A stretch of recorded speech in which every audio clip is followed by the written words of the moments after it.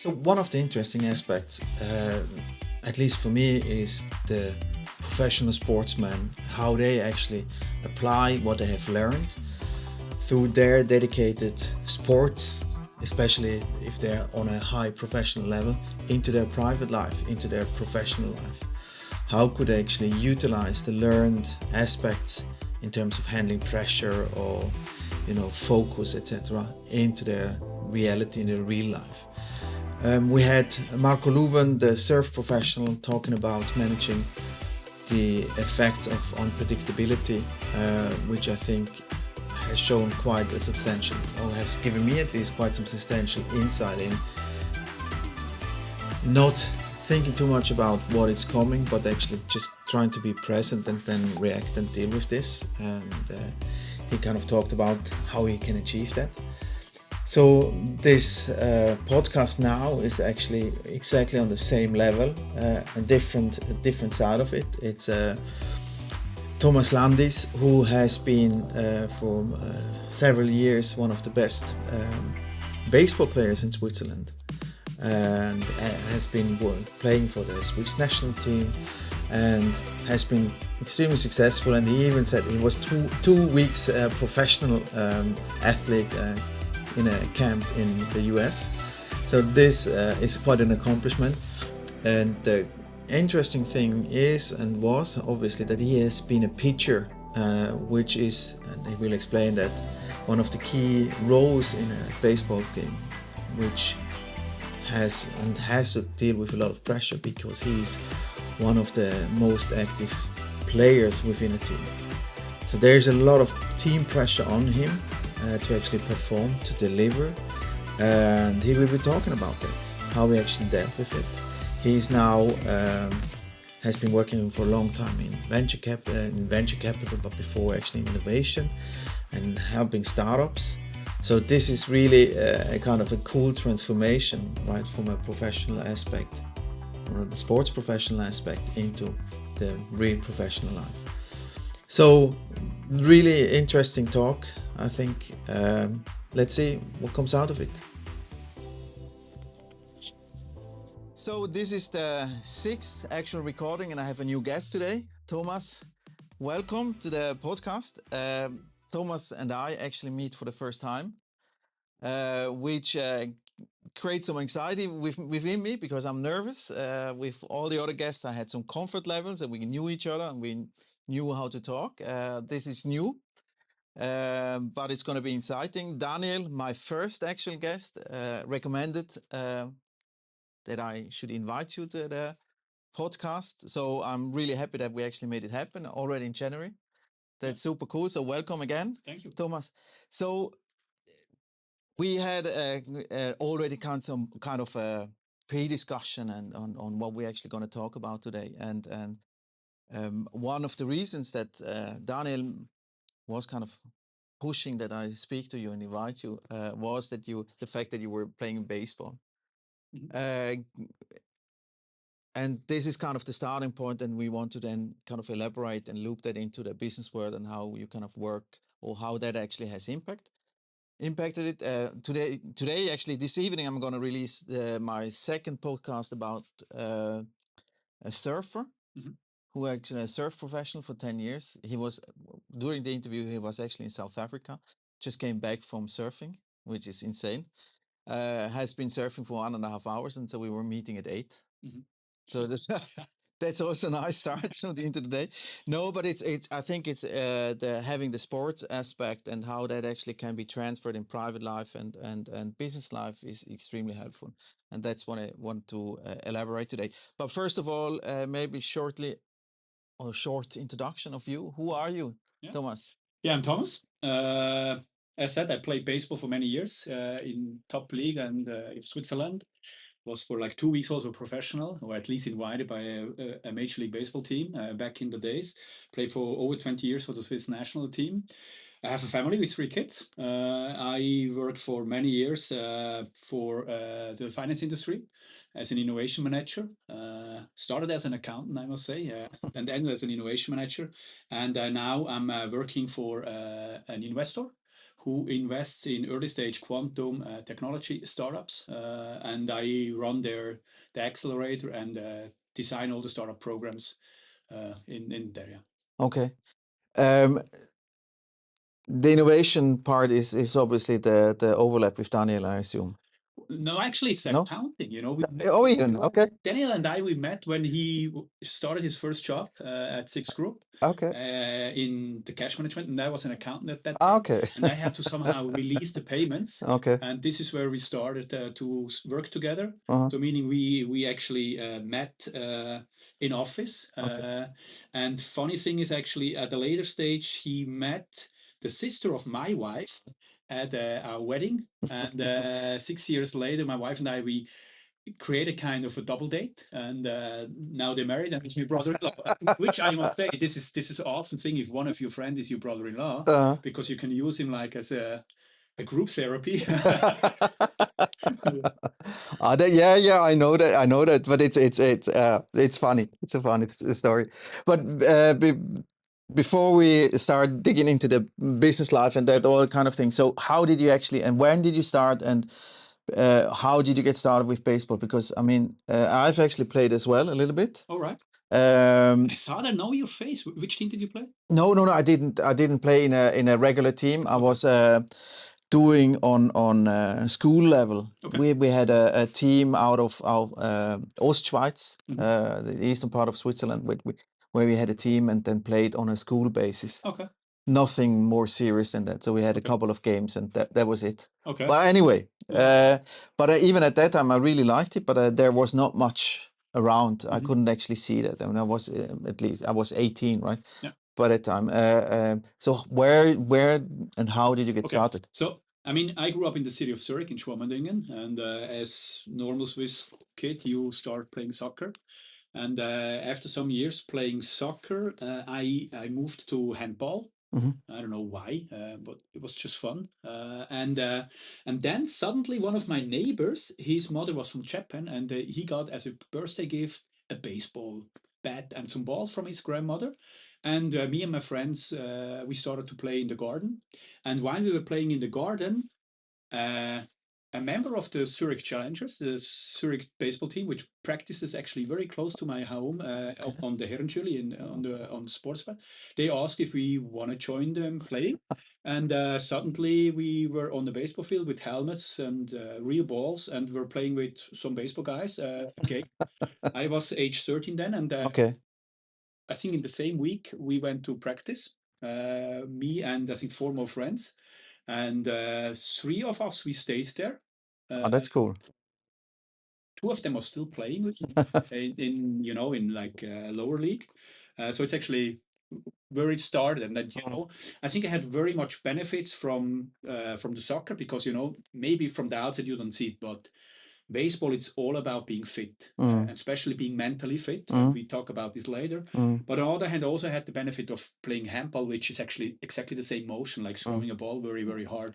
And with this, actually, very early, I was able to compete on a high level after a few weeks of playing, and of course, I also had kind of a talent for that. So that was actually how I got sucked into it, and then actually I think from that moment on, I was trying to spend every minute of my free time on the baseball field, working out with my friends, and it was kind of also a second family. So I think if I look back, I mainly stopped playing because most of my friends got family, me myself, and actually this part of meeting your friends on the field was kind of secondary more important, and so that's why I somehow started or stopped playing baseball there, actually.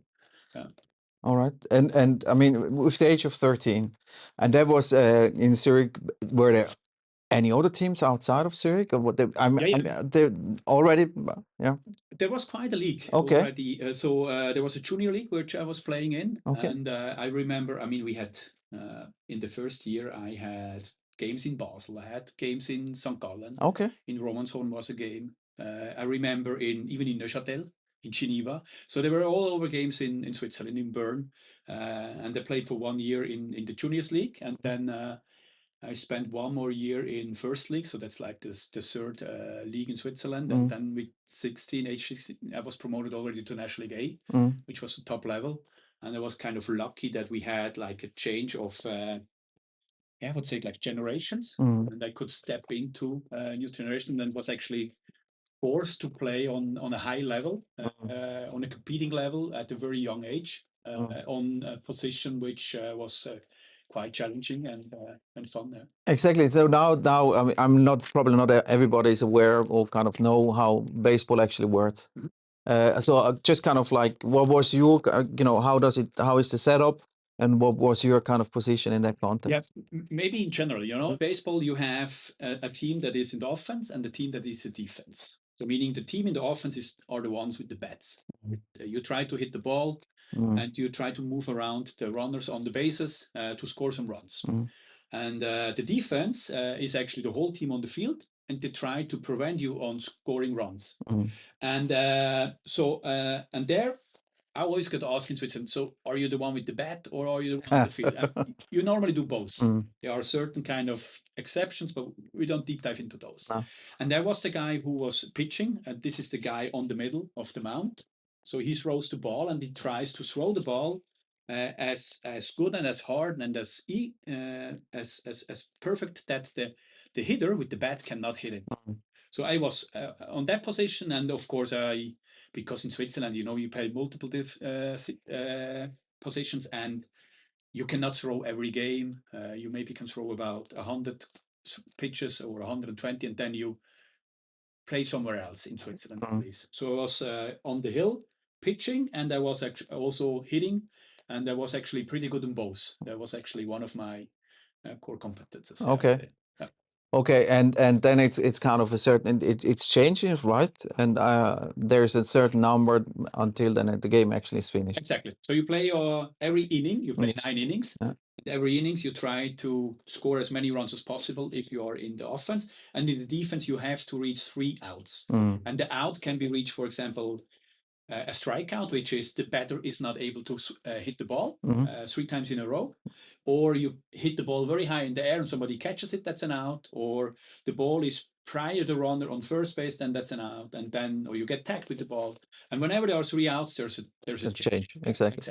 So the games are actually, or could take quite some time, right? Exactly, that takes some time.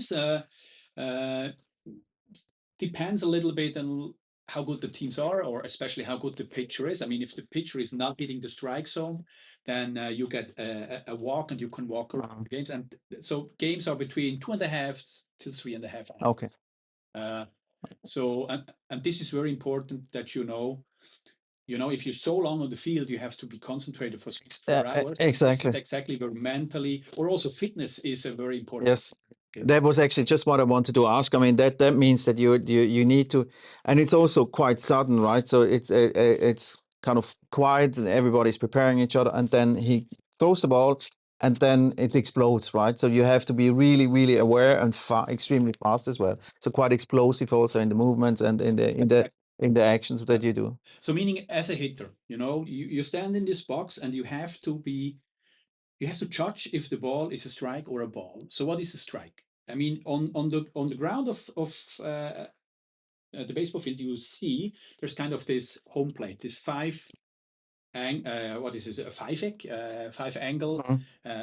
So meaning the strike zone is above that, between your knees and your shoulders. And if the ball is over that plate, over the home plate, and in this imaginary space, then you must swing the ball. And this ball can be thrown up to 170 kilometers per hour. And in Switzerland, of course, not. So maybe I was one of the hardest thrower back in the days, and I was maybe able to throw 140. But this is on a distance of roughly 19.5 meters. So you must decide in milliseconds, shall I swing or shall I not swing at the ball? And sometimes it is at 140, maybe sometimes it is kind of at a slower speed with but same movement. So you have to also see that on the rotation of the ball, or maybe it's a curveball because a baseball has seams, and with these seams you can actually throw some curves, or you can make that the ball just moves at the last angle, and this makes it very very difficult to really hit that ball. Yeah, exactly.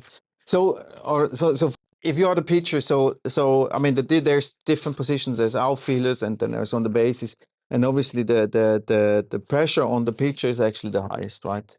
In a defense position, for example, and in a offense, and it's each individual hitter now. Yes and no, I would say. Okay. I think the pressure is actually, it depends a little on the game. But I must say, if you are a pitcher, it's mainly about repeating your motion, because your motion you are doing to throw the ball, it is something you have to repeat all the time. And this is something you are practicing all the time again. And this is something you're also practicing mentally. Okay. So meaning you're preparing, okay, what's the situation? Okay, we have no strikes, strong batter, okay. I try to throw the ball there and prepare for that. And this pressure situation is, well, depends on if the game is on the line, yes, of course, because you are not allowed to fail. But on the other hand, my approach was more like I knew I was good, and I kind of liked to challenge the batter and throwing a ball that he cannot hit. So I was more like a cocky player, would say, maybe, or an asshole on the field, this would maybe say, because I knew I can actually throw the ball that the other guy cannot reach it. And this kind of gave me a self-motivation. Okay. But of course, there are certain kind of situations where all the fans, all your team members, are actually expecting you that you throw now that the ball that the hitter cannot hit, or that you at least hit the strike zone and give the team a chance to somehow play with you. Because if you miss the strike zone, then actually Exactly. and this is kind of a pressure situation which not all the time happens as a pitcher. It's actually more or less happening when a game is on the line. And then is really where the pressure is up. And you somehow need to really focus on just you throwing that ball at the right position and think about of nothing else. Or Exactly. best is actually not thinking at all, because maybe if you have played tennis or bowling, it's about the same. It's about replicating your motion. Yes. Taking the ball, throw it up, hit it with the racket in tennis, and hitting that square. It's actually not rocket science. It's repeating that thing. And if you really have it on a level where you're practicing this all the time, then you're able to do that. Okay. But now it's about replicating that at that certain moment and not thinking of the situation. Oh, I should not fail now. Blah blah blah. Blah. And this is more like a being really ready at the moment where it really matters. And exactly. So there is a mental, quite a mental aspect there in terms of in terms of the preparation, but also then in the execution. So what was the kind? First of all, was that did you kind of get into that by yourself, or was it actually kind of suggested by the coaches or by the trainers to actually start with kind of more visualization or kind of mental training? Well, Swiss baseball is not as professional as it could be, I would say. So, meaning our coaches mainly showed us how emotion looks like, but mentally was actually not much a topic. I remember one time we had a former American police officer out of the city of Chicago, and he was also the former national coach of the Russian baseball team. Okay. And he told us a story, and he was like the first time when I somehow caught attention about mental preparation. He told us about a project the Russian Baseball Federation did, because they didn't have any Russian baseball players, but the Russian state wanted to have also a Russian baseball team. So they took best ice hockey players, because they could catch the ball, it's more a goalie, and they took javelin throwers.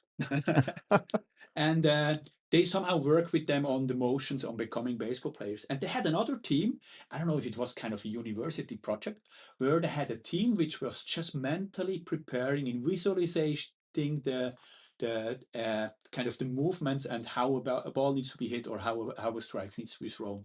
And this was kind of the first moment when at least I got kind of into that.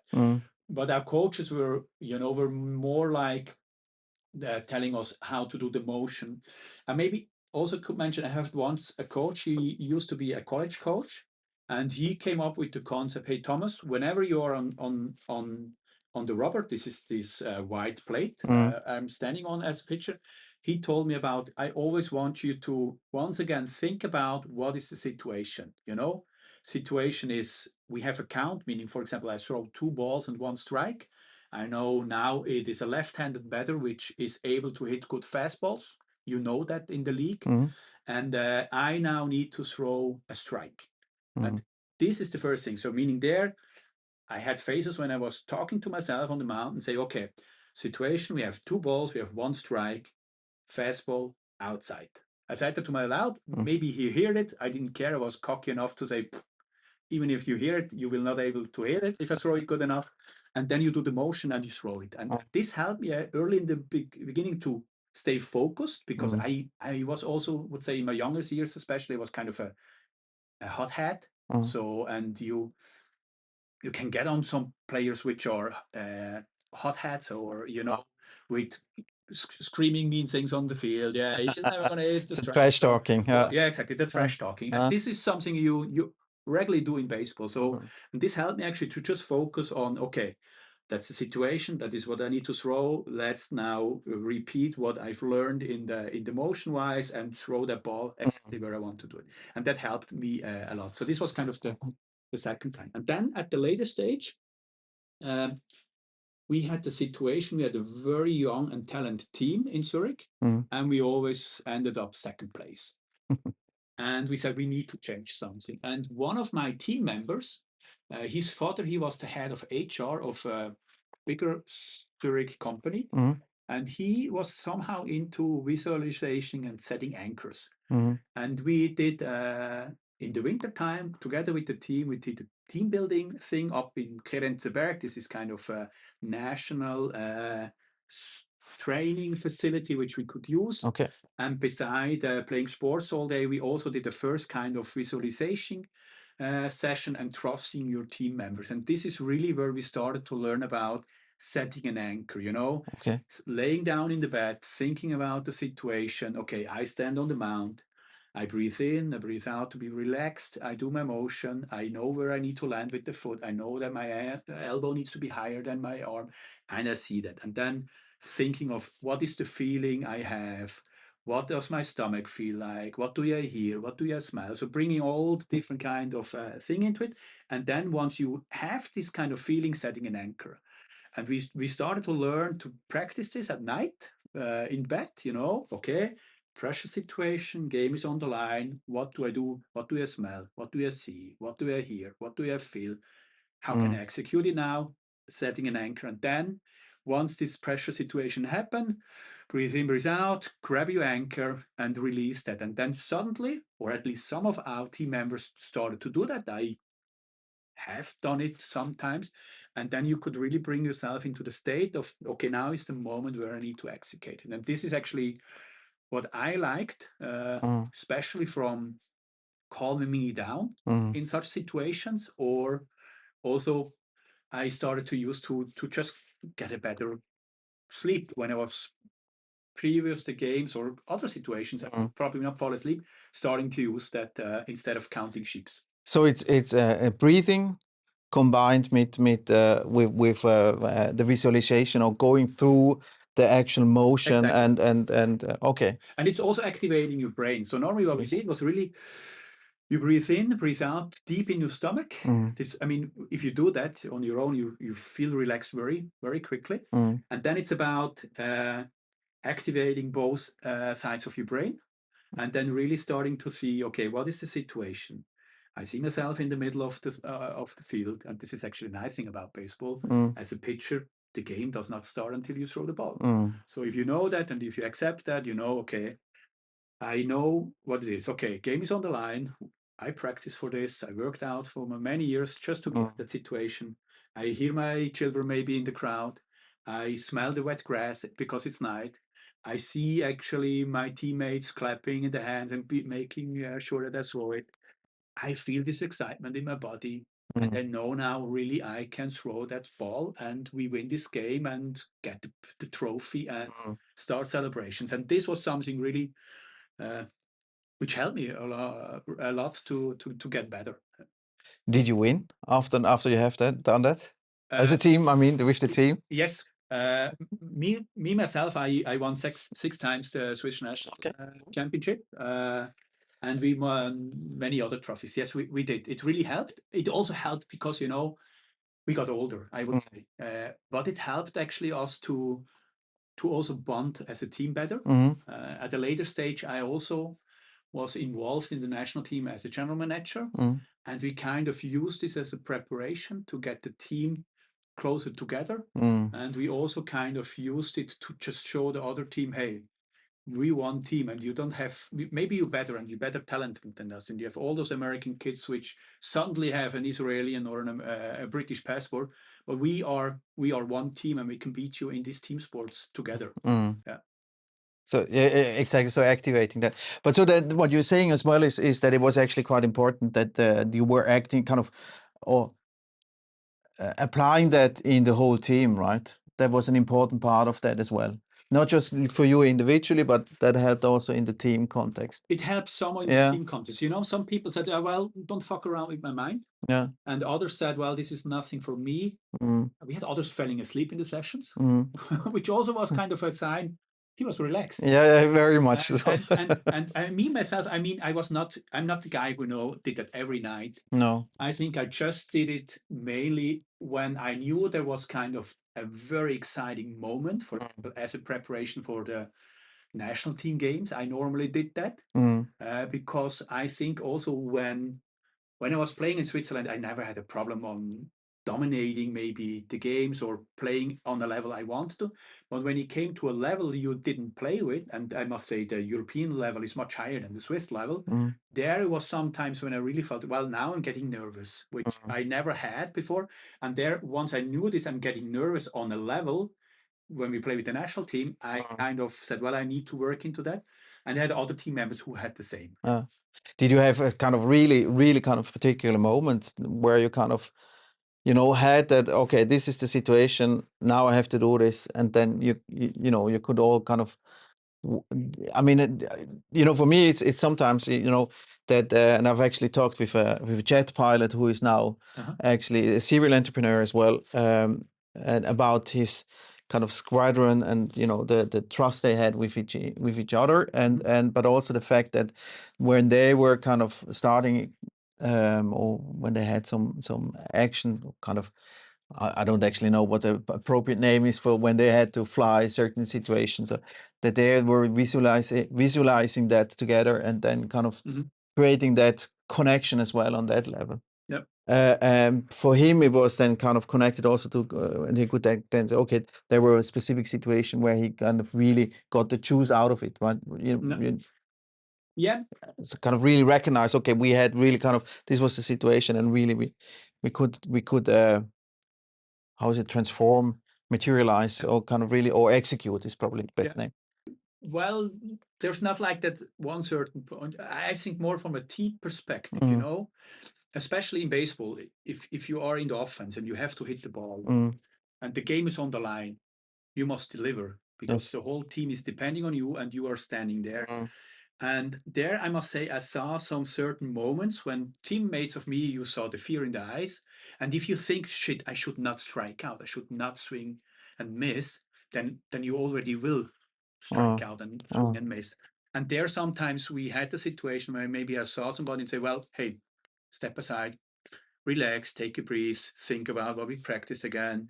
You're good on that. Maybe do quickly your visualization, and then they stepped up and did not strike out. Maybe they did not hit the winning home run, but at least they were actually to understand, hey, shit, I'm not in the mentally right position to hit the ball. Now I need to actually get my shit together, for my French, and hit the ball. So these were kind of situations where it happened. Yeah, that's super interesting. I think what we also discussed is now Niklas, he's now doing that unintentionally, he said. or kind of because it's almost like a trained muscle Mhm. that is now in business situation, doing presentation pitches, talking to VCs, Yeah. obviously, right, and trying to convince them to invest. That is beforehand actually, going through. I mean, basically, really kind of going through the meeting, not necessarily only with content, but also kind of like what he wants to, what he's expecting, what is the outcome, and all these kind of things. So that's super interesting, right? And he's from a, and the surfer, he's the Marco Leuven, which I have invited, is a little bit on a different angle, but there is much more about relaxation and trying to be in the now. Obviously, everybody's saying that, but just kind of like then knowing that you exactly what you said before as well, that you have trained for that, Mhm. that have worked out, and now we're here and deal with what you get. Mhm. Mhm. And don't be disappointed because the waves are too high, the wind is too strong, or something like that. And that's a super kind of different, slightly different concepts, but in the end, kind of it helps you quite a lot, right, to master difficult situations. Exactly. Yeah. So now, kind of moving into a little bit more the business aspect. So you have had different roles, and I actually I I tried to copy that into my notes. And you had, I mean, it's a long list of different jobs that you had, but I mean, one of the things that kind of stroke me, or kind of also is super interesting, right? At some point, you kind of started more going, you were innovating, but in a more corporate context. But then you were actually heading up F10, which in Switzerland it's a startup incubator. Yeah. And accelerator. Accelerator, exactly. And what was kind of like the and now before it was corporate innovation, right? And accounting, you said, within a super corporate. What was the reason that you actually moved into such a more dynamic and? Shall I explain you my Yes, my please. career? Yes, Okay. please. So since I mean in Switzerland it's normal that you do kind of an apprenticeship if Yes. you are not let's say like this, if you are too often on the baseball field, you have not as much time to study as you should to maybe be in the 17% to go to gymnasium and Tura. So I did an apprenticeship actually for a construction company, and there after that I somehow landed in accounting because I just finished my apprenticeship in a recession, and once a year many new players come to the market, and I just took the job I got, and so that's what actually why I started in accounting, and I was actually there in the sixth group already working in accounting, and one day I remember I went to my boss and said, I know I'm not an accountant, and he helped me to transfer internally into product management. Okay. And there I was actually pretty lucky that I was working for a former monopolist, so we were an issuer and acquirer of credit cards, MasterCard, and we were the monopolist. And our head of marketing came to me and said, Thomas, everybody hates us. We just cost and we don't add any value for our customers. Can you somehow look at additional values we could create for our customers? And this was like the first moment it came into innovation. So and then I was very lucky because we produced a product which actually allowed you to top up your mobile phone at the moment where prepaid mobile phones were the hot thing. And we were very lucky that Migros, the largest retailer in Switzerland, was the first customer. And out of that, we actually learned, hey, we are not good in innovating, took twice as long, double of the budget, but the customers love it. So, and then was like my next assignment, hey, let's set up an innovation team. And this was kind of where I really thought, well, okay, I like innovation. I studied economics during night while I was doing that. And then I said, well, okay, I now understand how a setup of innovation could be done. And then I also started to study and doing my master's thesis on corporate innovation management. Okay. And I left the company because we had a restructuring, started my own company, failed very badly, went back into corporate world, and was lucky that my former marketing boss, he became actually the CEO of the company, and I texted him and say, hey, Nick, I'm back on the market, and 10 minutes later I had actually a job offer and could actually go back to my former job, was lucky that especially the mobile payment market has really rapidly changed. I mean, this was 2000 and yeah, 12, I would say, when I got back. So the iPhone suddenly was on the market, and we looked at that. And this was actually when I was at an innovation lead looking at peer-to-peer payments. And the first project we did there was actually called Paymit. So we Yes. invited all the banks. Yes. And after the project started, and this was quite a pressure situation. Because suddenly banks understood, hey, we need to get mobile, we need to digitalize our customers. And then also they started to somehow using their power to be in a certain position to gain that. And there, actually, in this innovation project, we learned that we, as a highly regulated payment provider, we cannot innovate as quick as we should. And we somehow need to better work with somebody who can fail fast. Okay. And this was actually when I did my master thesis as well on the topic on how can we faster innovate with the use of startups. My hypothesis was we need to set up an incubator and accelerator and set up an investment fund. And this was kind of the moment. And when this merger came from Paymit and Twint there, from an innovation point of view, the project was over. You know, all the features which are still coming from to the market in Twint, we already prototyped, tested with customers many years before, and it was also, as it is in corporate innovation, after those people who said it's never going to work, or suddenly those who have invented it. Yeah. And suddenly it's very political. So meaning at that moment I said, well, okay, I'm sick and tired of this political game. It is not as interesting anymore.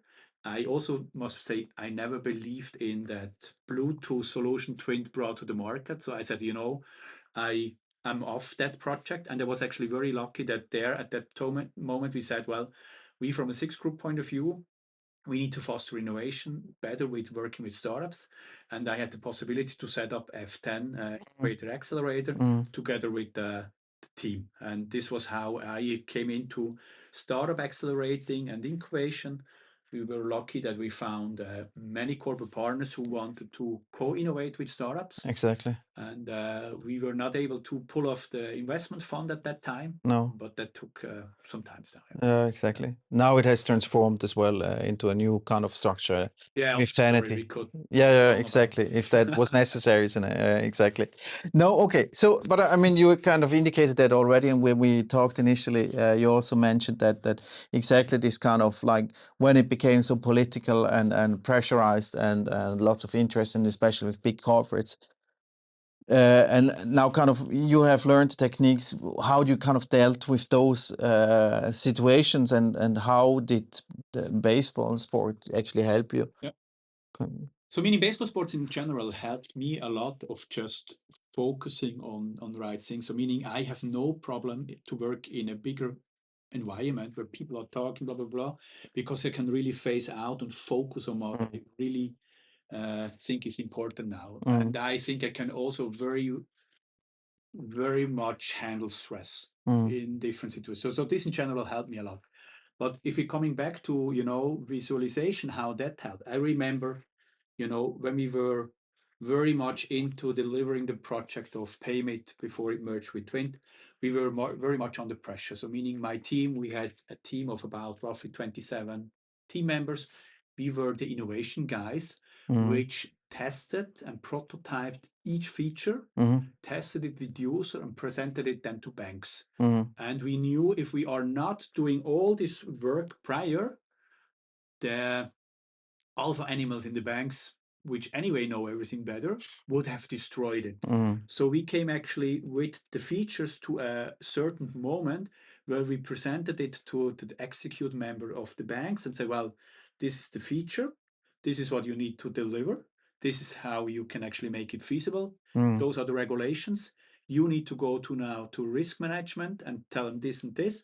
We need to go together to the regulator and make sure that this regulation is here. And so these were situations where we had to be very bold to make sure that some guy who, have just a bigger position and kind of thinks, hey, I need to somehow now prove my power, destroys the user experience or destroys something which we had worked very time. So that's why we had to prepare for this very well. So, and there it's kind of, again, like in baseball. I mean, in baseball, we were together as a team. We practiced a lot. We did this repeating, and we really know what is good.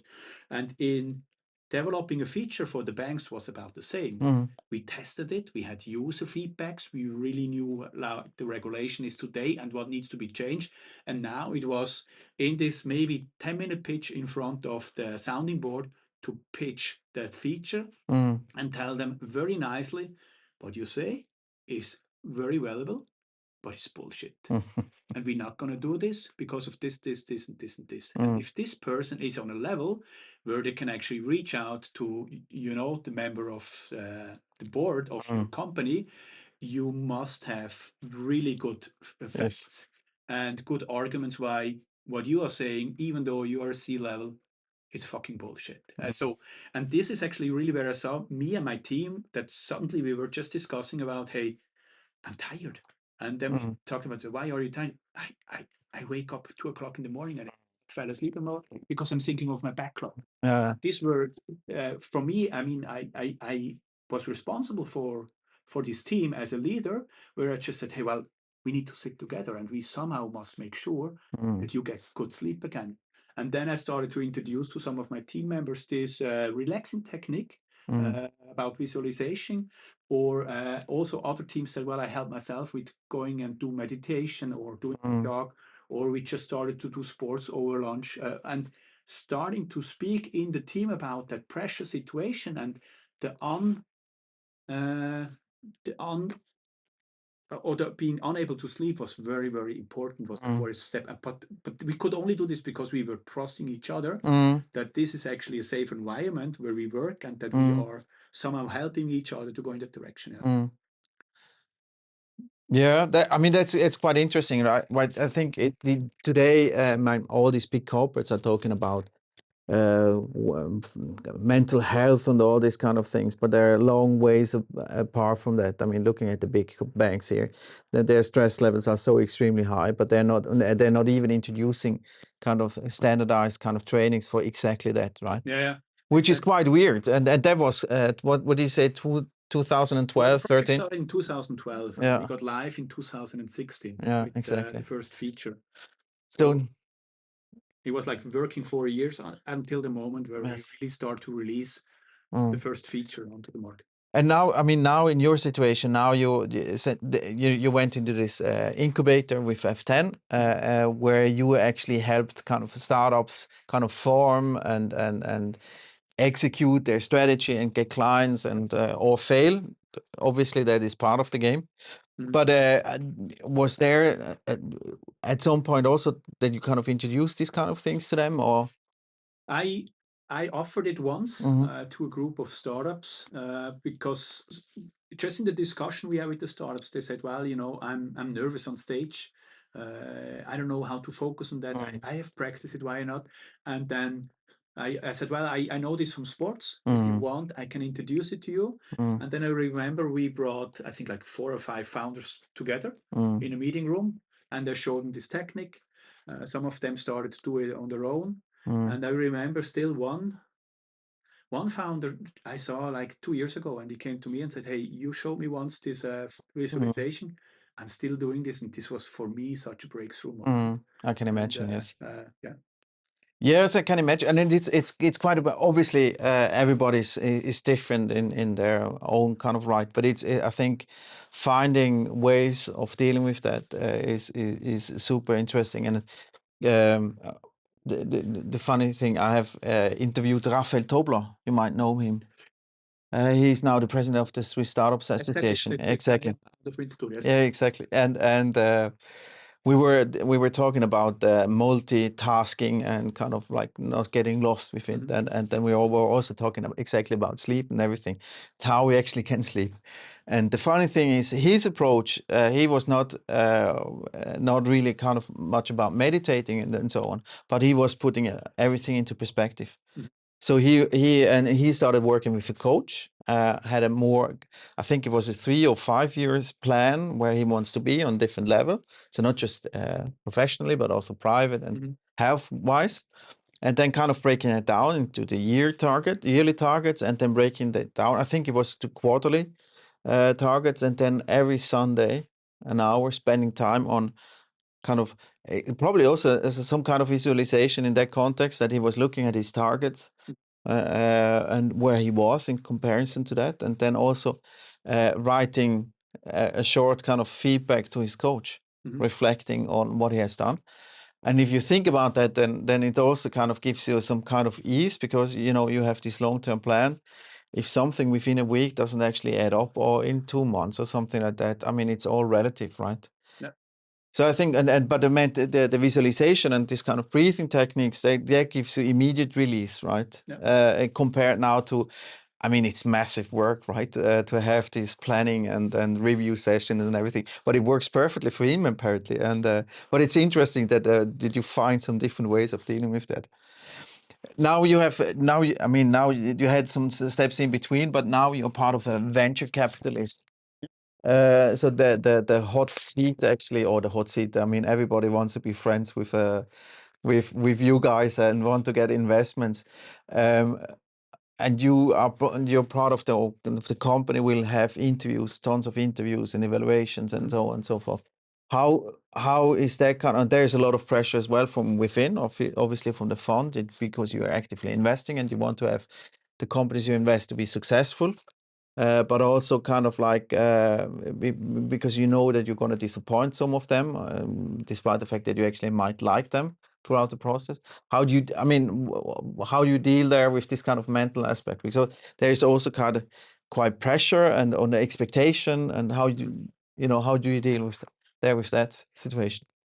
Well, first of all, I must say I'm luckily not really the guy who needs to make the investment decision. Okay. I'm the one who brings it to the investment committee Okay. and tell them why they should invest in the startup and not. And I have like the luxury that I'm running the accelerator program, and I at the first week I think I told to my CEO and said, well, we will have a lot of fights, because I think my job as a head of accelerator is to take actually the side of the startup, which is not necessarily the side of the investor. And I think it's very important that we have those fights, and that I can fight for the startup, for the good of the startup, because this makes the startup better. And I think we should also, as an investor, be very, very startup friendly, and not trying just to maximize our profits. And so meaning I'm more like I'm more on the good cop side. But if it comes to, I mean, if you look at, I mean, we are investing only in quantum startups, so there is not 200 applications. We have about roughly between 75 to 100 applications in each batch. And then, of course, we need to filter out those which are not as good as we want, or not in our investment effort. And there, luckily, the majority we can actually send an email, and the startups are used to actually getting negative feedback on their investments. But if you, of course, keep working with the startups, it is very important that we give direct, honest feedback, because this is why we bring them into the accelerator. I mean, we as an investor, we do this accelerator program to mitigate our risk. And our startups, they're very often bright minds coming out of a lab of a university, and maybe they're very good in physics or in quantum physics, but they're not very good in becoming an entrepreneur, because you're not on top of the mind on the schedule of education. And there we can help them a lot.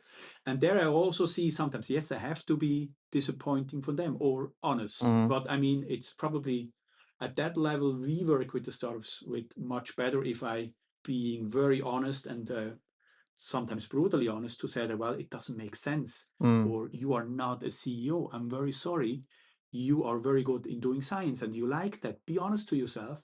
Go out and find somebody who can commercialize this product and really be a CEO, or a guy who can be a CEO. Exactly. It's sometimes hard, but at the end of the story, normally the startups are very thankful for that, for being honest to that, because they don't need somebody who say, yeah, this is great, this is fantastic, etc.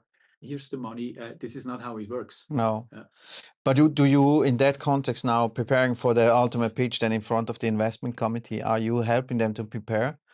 And kind of like also shaping and then we're going back to the visualization and kind of like implying that they should be doing something in that space? So meaning at that level where we take the startups into the accelerator, I prepare the startup, not really. Okay. Because we we want to actually see where they are at the moment. Yes. How I prepare actually their pitches with coming up with documentation. And this documentation is actually brought together with all the insights or the facts we have learned about that startup. So to be very honest, we don't care about the pitch deck because it's very often not good or not relevant facts. So what we do is actually we ask them trigger questions in the application process. We invite them for an online interview where we ask questions. We have people who look at the IP situation because as an investor, we mainly invest in the IP rights. We have persons who understand quantum. So they look at, hey, have they published a paper? Is that really relevant? What have others done? And then we are doing an assessment, a self-assessment with the startups, and we invite the top startups into a speed dating where we ask with subject matter experts the questions we have asked the startup in self-assessment. So meaning, for example, we ask them, how investment ready are you? And they say, maybe I received that grant, I'm in the process of pre-seed, I have some friends and family money, I have a runway for that and that. And then we bring them together with the guy from the investment team, and he asks exactly the same question. So where is your grant? What is actually related to that, or the IP guys? And then based on those different kind of informations, we come up with an investment memo, which we present then to the investment committee, which makes then the decision, shall we invest to that startup, yes or no, and shall we invite them? And I must say, we have the trust of our investment committee that whenever a startup came through that process, it is already at the level where we from the operational team thinks, yes, we should invest this into it. And then if the startups are in the program, normally we guarantee that after this 5 months of accelerated program, we will have a due diligence with the investment team, which invests in a follow-up investment between 500,000 to 2 or 3 million Swiss francs. And there we prepare the team really to have the data room together. Yes. We bring them together with the former, well, actually he still is active as a TV moderator. So he really helps them how to be good on camera, on stage, also. And if sometimes the startup says, well, I need kind of help here or there, we bring them together with the mentor who can help them. So maybe I can tell you their story. We have a founder, or we had a founder. He is a great mind in quantum physics. I mean, if you look at his opportunity costs, if he would get a job by Google or Meta or somewhere, he probably would have a salary of €500,000 a year. But on the other hand, he has this vision of bringing his thesis he once had during his studies into the market in quantum. And he started his startup. And unfortunately, at the moment where there was no return was when they received the first investment. His co-founder backed up and said, well, you know what? I don't want to be an entrepreneur. No. And so you had actually this guy who invested so much time and money on that, suddenly being left alone. And suddenly actually needing somebody to co-found. So what we did then, actually, we bridged with one of our coaches who was very good in just figuring out, hey, tell me all your tasks, and we figure out what is important, what is not important, what is urgent, what is not urgent.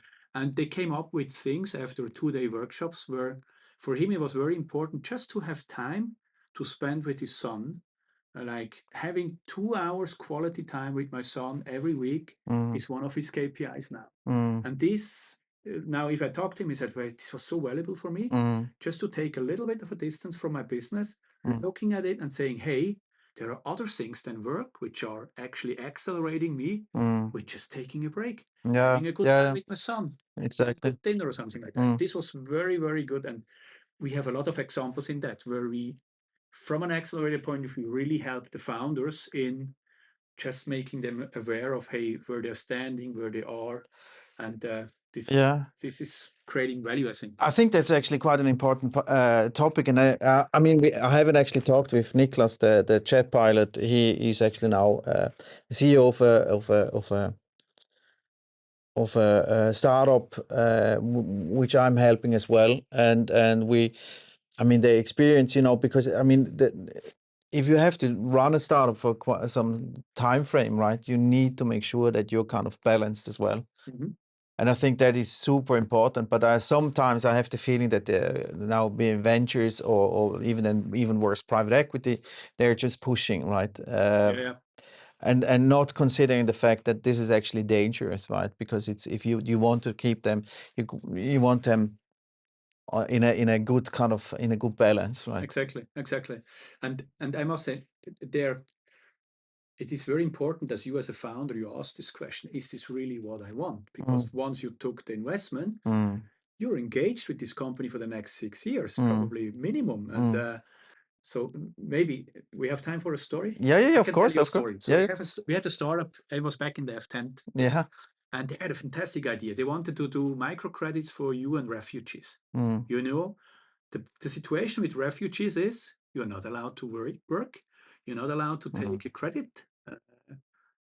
So you're just waiting. And so they said, you know, in Zatari, that's in Jordan, there's a refugee camp with 100,000 refugees coming from Syria and just waiting. And you know, did you know that a refugee is by average 16 years in a refugee camp?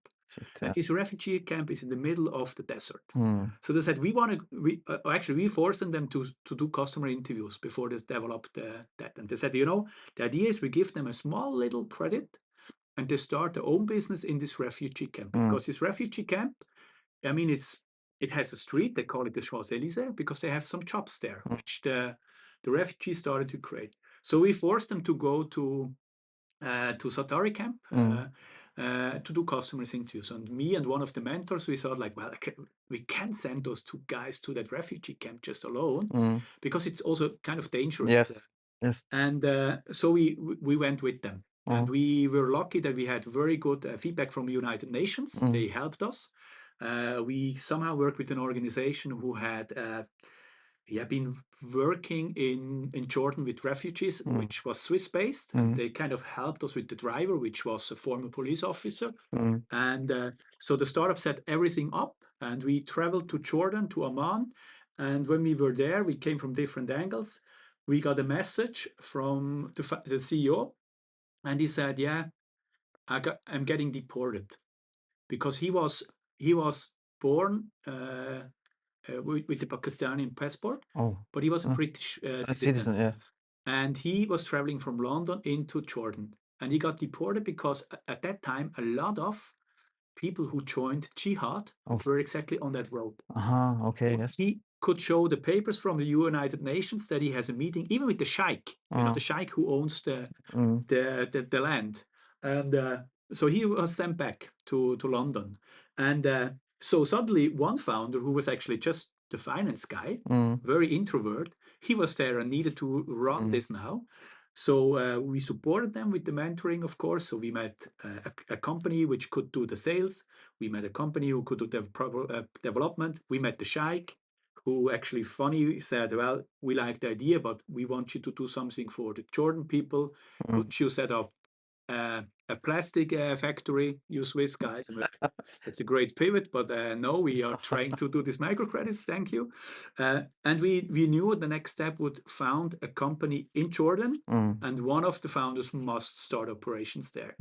So I remember we were driving back from this refugee camp with the founder, and we were like, so what are you going to do now? You need to, and you saw how this guy got nervous, and he was like, I don't want to be an entrepreneur. And we were like, wait a minute, you don't want to be an entrepreneur? That's kind of late. You already been in the accelerator. We were talking about executing it. So why? And then he told his story. He said, you know, I was at this hackathon. We liked the idea. I was actually working there just at this hackathon because I got a free ticket to enter this convention I wanted to go because it was supported by the United Nations. And yeah, and this is how I ended, and I wanted to help. And in the beginning, we were a team of 5, and suddenly at the accelerator where we applied, we were only 2 founders. And now my CEO, who was actually the driving person, I was just a helping person, is not able to move. I don't want to move to Jordan. Okay, we have to stop that. And we were like, okay, okay, good that we have talked about this. Please go home and tell you you must probably pivot your idea, because your founder is not able to do business in the country you are actually customers is, it's going to be tricky. Yes, but it's. I mean, that's also cool stories, right? They didn't continue. They dropped it then completely over. The founder didn't stop. So I mean, he actually stopped it, and I think he's now He's now the CEO of a central bank. Okay. I think of Slovakia or something. So he Okay. did a good career afterwards. That guy who didn't want to start it, and the other he still runs the company. Okay, cool. But I never saw that they really were operative. And No. actually the mentor which came with me to Jordan, the two of us, we said, hey, this idea is brilliant. We see how it could work. Shall the two of us do it? But we both have family, and they said, hey, me with my children, I will not move to Jordan No. and set this up. And we don't want to steal actually the idea from the No, startup, no. which we accelerated. But it's cool. I mean, that's probably also quite a cool kind of position to be in, you know, kind of in a place, right, to work in such a creative environment. Yes. Yeah. But now it's a little bit closer with quantum. What it is it only IT related, or is it No, I mean in an quantum application? I mean quantum is not only quantum computing, which No. people think will be the new Yeah, big exactly. thing. It is also about quantum sensing. You know, quantum sensing. So maybe there you have a sensor. One small example. You know, if you have to do an MRI, you know, you go into this big pipe and you wait for many weeks to get an appointment. Only if you are a very good sportive person, then you might get it quicker. And with quantum technology or with quantum sensing, you probably could have a sensor who could do something similar in a doctor's practice. And Okay. this would revolutionize this, of course. Yeah, exactly. So this is also, quantum sensing is also a topic, or different kind of measuring temperatures at a certain level. So Okay. I'm not a quantum guy. I do No, not no. understand those things. I understand if they are bullshitting or not. Or there's quantum communication with, you know, those untangled atoms. You also could think of the quantum communication. Soon could be like the new internet with a new way of communicating. So those are three different kind of streams. And if Okay. you look at quantum technologies in general, you talk about those three things. Okay. So we have applications coming out of all three things. We offer the startups who need quantum hardware access to get quantum hardware access with the quantum computer, which is standing in Basel in our offices, Okay. or over the cloud with players like IBM, D-Wave, however they are called. And we give them also access to those who understand how you need to program. Okay. So meaning sometimes we have also applications from AI startup who say, well, I could bring this solution maybe on quantum, and then we have better results. Yeah. Oh, cool. That's super exciting. But now going back, I mean, we have now spent quite some time talking, which is super interesting. But now time kind of to close it off a little bit, our discussion here or our talk. Is there, if you now, you know, if someone is now kind of in a difficult startup or not in a big corporate, difficult situation, big pitch or anything like that, what would you recommend him to do? And read, consume, you know, is it YouTube podcast, obviously listen to this podcast, but what would you recommend that he should do actually to kind of get in, you know, calming down and then be focused? So maybe it's like in baseball, you know, you prepare for the different kind of audience or the different kind of hitters. So meaning me as a pitcher in baseball, I can throw him a fastball, I can throw him a curveball, I can maybe throw him something else. So it depends on who my audience is. And it's the same on pitching on stage. So first of all, it's important, think about who do you pitch for and what are they trying to understand, or what do they need to understand out of that. And it's a different kind of pitch or a different kind of ball game if you pitch in front of an investor or if you pitch in front of a corporate, you want to do a contract. Absolutely. So this is first of the thing. Then when I was an entrepreneur, we always had the goal to understand our counterpart as good until we know the name of the children's of the person. So meaning we did research until we found out what is the name of this person's children. And this was kind of the level where we just said, well, okay, if we know this, we have fostered a lot of information out of desk research. So meaning understand really who are you dealing with and understand, is this person a person who understands the topic? So is it a subject matter expert? And is it also a person who has the buying decision? So meaning if it comes to quantum, for example, I could tell you one story. We had one startup, they pitched in front of SBB, the Swiss railway systems. And their solution could actually maximize the efficiency in rescheduling the timetable. You know, for example, if you have an incident in the system, you need to reschedule all parallel drive Yeah, trains exactly. immediately. Yeah. And with today's computer, it takes up to 3 minutes. That's why every train maybe is 3 minutes delayed. Mm. With a quantum computer, you could do this instantly. Mhm. So we had this team which had the algorithm already developed in a proof of concept with a cargo company in the US, an air cargo company. And they now finally were presenting this solution to the guy who was the mathematician in SBB, responsible for the Oh. timetable. He loved it. That guy, you Uh-huh. know, I literally saw the hearts going up, and they were really entangled, those two Yeah, guys. exactly. But the guy who was also in the car was the guy with the budget, so like his supervisor, Mm. and he didn't understand anything. No. And so then nothing happened because the guy who had the buying decision did not understand the problem he solved. Mm. And this was when I then went back to the team and said, hey guys, you did a perfect pitch for the tech guy, Mm. but he already has a working solution, he has goals, and he will not fight internally for you to take your solution. No. Because he will not have enough arguments to use your solution to start a new project, forget about everything you have done before, Mm. and bring your solution in. So you somehow must come up with the pitch which fits the purpose Mm. on the guy who understands technology, but the other guy who also has the buying decision. And this is very difficult. So it means you must have a different kind of value proposition, a different kind of pitch for that guy who makes the buying decision. Yes. This is what I think I can really help the startups with on understanding the am I dealing with. Okay. So the different kind of they're kind of being aware in which kind of ladder or pyramid you're kind of pitching into and what kind of information they need. And they're also what kind of power this person has internally. Yeah, So meaning exactly. I tell the startups very often, so what is if you pitch to that guy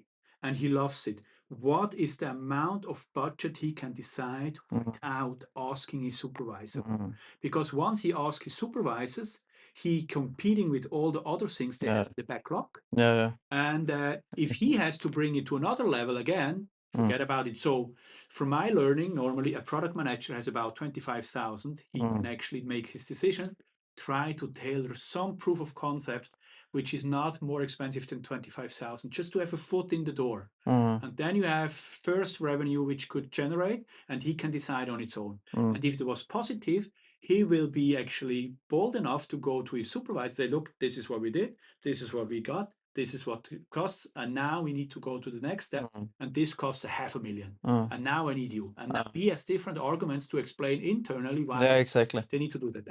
And those are things, I mean, from my point of view, if you're a PhD coming out of the lab of the physics university, Exactly. you don't have it. No. But you need those. Yeah, exactly. Otherwise you get lost. So it's basically, I mean, I'm from sales, right? So this is sales, pretty much sales advice. Exactly. Yeah.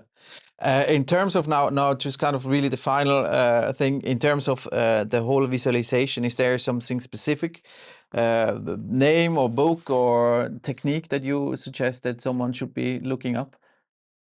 I don't know the name, but it is actually... Okay, then we will add it later on in the description. In the descriptions, yeah, exactly. I can look up the documentation. Yes, that would be super cool. The specialist had what the name is, but it's about setting an anchor. Setting an anchor and doing mental preparation. It's okay. Yeah, super cool. Thomas, thank you very much for the talk, for this episode. It was super interesting. So my 5th podcast is finished, and I'm quite happy with it. Though it was the first one with a person that I actually didn't previously know. It was quite personal, and it actually evolved a little bit different than I was anticipating. So we went for a little bit more mental aspects into a little bit salesy aspects, which those who know me know that I'm sales at heart, have always been. So that kind of went really well, and I fully agree what he has said in the end, what his main recommendations were. But just kind of like my takeouts of that discussion is I think quite interesting from the visualization side, whether you are doing and applying a dedicated kind of theory or kind of rule set in order to do that, process. I have been doing that kind of subconsciously, let's put it that way. I have actually kind of put myself, whenever I have a big pitch, a presentation, talking in front of a bigger audience at an event or something like that, I've always prepared myself in kind of visualization kind of aspects, kind of, okay, I'm in the room, I'm standing on the podium, and what do I want to talk about, and how do I get into my talk, and what are the key aspects. So I'm training myself in the actual situation to be able then to deliver it when the time comes. So, and I think that is super similar, and it's also quite interesting how that translates right from sports into the business life. So, and it's not unsimilar to what Marco is doing, right? He's though obviously it's a slightly different situation, but he is kind of putting himself into a more neutral position, that he doesn't have super high expectations on performance or his performance or on the outcome, but is just kind of embracing the current situation and then taking that and bringing to the best possible outcome. So lots of similarities in that context, and obviously Niklas, the jet pilot, was also talking about where the visualization of their kind of formation, squadron flying aspect. So it all aligns quite nicely, I think. And in terms of the sales context, I think it's super interesting that he really kind of was super clear about the aspects of that you should put yourself into your audience and what their individual goals and targets, KPIs, whatever are, and try to deliver, kind of answer that or correspond or interact with those. And a personal note from my side, I think it's always quite interesting that, especially in the tech context, in software or products, that you, for a good reason, are quite in love with what you're actually selling and trying to order to convince that this is a fantastic product. But that kind of hinders you a little bit. That's love and enthusiasm hinders you a little bit to be just first listening to what your counterpart, your potential client, is actually looking for, what his problems are, what he's looking out for, what he needs, and instead of just kind of pushing you out, showing your product and hoping that everybody agrees to that and thinks this is super interesting and enticing and wow, right? That you actually listen first and try to understand where they're coming from, what the issues are, and only then potentially actually get into what and how you can help. My personal recommendation: don't show any kind of feature functions in any first meeting, because you haven't actually established even interest in what you're selling. So why would you want to show someone details of your software, of your product, if you haven't actually established that? So that was a small kind of tip at the end of my podcast. Hope you liked it, and see you in the next one.